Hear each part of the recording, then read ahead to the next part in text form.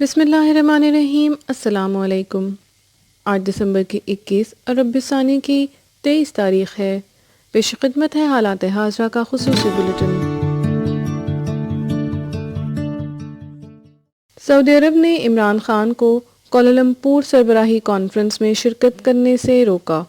40 لاکھ پاکستانیوں کو بے روزگار کرنے کی دھمکی دی اور اسٹیٹ بینک کی کریڈٹ فیسلٹی واپس لینے کا مطالبہ بھی کیا۔ ترک صدر طیب اردگان کے انکشافات۔ خیال رہے کہ کوالالمپور میں گزشتہ دنوں ہونے والی اسلامی سربراہی کانفرنس مسلم دنیا کے مسائل کے حل کے لیے منعقد کی گئی تھی۔ ایک مرتبہ پھر پاکستان کا دفتر خارجہ مکمل طور پر ناکام رہا۔ سفارتی مسائل کو حل کرنے کے لیے وزیر اعظم ذاتی حیثیت میں سعودی عرب کے دورے کے لیے روانہ ہوئے تھے۔ چیف جسٹس آصف سعید کھوسہ ریٹائر ہو گئے۔ آئیے دیکھتے ہیں کہ تاریخ ان کو کیسے یاد رکھے گی۔ جسٹس آصف سعید کھوسہ پاکستان کے 26ویں چیف جسٹس کی حیثیت سے اپنے عہدے سے ریٹائر ہو گئے ہیں۔ بحیثیت چیف جسٹس اور بطور جج سپریم کورٹ انہوں نے بہت سے اہم فیصلے کیے۔ چیف جسٹس آصف سعید کھوسہ ان بینچوں کا حصہ تھے جنہوں نے 2 سابق وزرائے اعظم کو نااہل قرار دیا۔ ان وزرائے اعظم میں پاکستان پیپلز پارٹی کے یوسف رضا گیلانی اور پاکستان مسلم لیگ نون کے میاں نواز شریف شامل ہیں۔ جسٹس آصف سعید کھوسہ کے فیصلوں میں توہین مذہب کے مقدمے میں موت کی سزا پانے والی مسیحی خاتون آسیہ بی بی کی رہائی کا فیصلہ بھی شامل ہے۔ ان کے اہم فیصلوں میں سے ایک فیصلہ آرمی چیف کی مدت ملازمت میں توسیع سے متعلق حکومت کو قانون سازی کی ہدایات بھی ہیں۔ چیف جسٹس آصف سعید کھوسہ کی سربراہی میں 2 مختلف بینچز نے ریٹائرڈ آرمی چیف کے خلاف سنگین غداری کے مقدمے کے حوالے سے خصوصی عدالت کو غیر ضروری تاخیر نہ کرنے کا بھی حکم دیا۔ جسٹس آصف سعید کھوسہ کا دور ان سے قبل جسٹس ثاقب نثار کے دور سے تھوڑا مختلف اس لیے ہے کہ انہوں نے از خود نوٹس لینے کی روایت کے تسلسل کو برقرار نہ رکھتے ہوئے یہ کہا کہ وہ سسٹم کے چلنے پر یقین رکھتے ہیں، اور انہوں نے سو موٹو لینے سے اجتناب کیا۔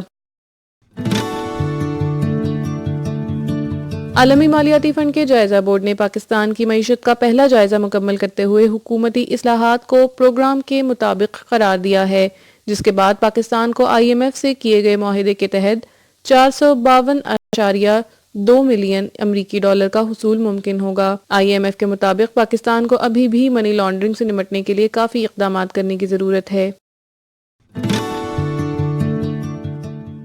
امریکہ نے ایک بار پھر پاکستان کو خصوصی تشویش کے حامل ملکوں کی فہرست میں شامل کیا ہے جہاں میسر مذہبی آزادی پر سوالیہ نشان اٹھائے جاتے ہیں۔ یہ اقدام سال 1998 کے بین الاقوامی مذہبی آزادی ایکٹ کے تحت کیا گیا ہے۔ یہ قدم ان حکومتوں کے خلاف اٹھایا جاتا ہے جو مذہبی آزادی کی شدید نوعیت کی خلاف ورزیوں کو برداشت کرتے ہیں یا ان سے صرف نظر کرتے ہیں۔ اس فہرست میں پاکستان کے علاوہ چین، برما، ایران، شمالی کوریا اور سعودی عرب بھی شامل ہیں۔ اور بورس جانسن نے بریگزٹ معاہدے پر برطانوی پارلیمنٹ کی منظوری حاصل کر لی۔ بریگزٹ معاہدے کی منظوری بورس جانسن کی جانب سے انتخابات کے دوران 31 جنوری تک یورپی یونین سے برطانیہ کی علیحدگی کے وعدے کی تکمیل میں پہلا قدم ہے۔ برطانوی پارلیمنٹ میں 358 قانون سازوں نے معاہدے کی حمایت جبکہ 234 نے مخالفت میں ووٹ دیے۔ اس کے بعد برطانوی وزیر اعظم یورپی یونین سے تجارتی معاہدے پر بات چیت کریں گے۔ حالات حاضرہ کا یہ خصوصی بلیٹن کرنٹ افیئرز ڈائجسٹ کی ادارتی ٹیم نے تیار کیا ہے۔ اگر آپ کو ہمارا یہ بلیٹن پسند آیا ہے تو اپنی قیمتی آراء سے ہمیں ضرور آگاہ کیجیے۔ ہمارے کانٹیکٹ ڈیٹیلز اور سوشل میڈیا لنکس آپ کی سہولت کے لیے ڈسکرپشن باکس میں موجود ہیں۔ تازہ ترین معلومات، تجزیوں اور تبصروں کے لیے ہمارے چینل کو سبسکرائب کرنا نہ بھولیں۔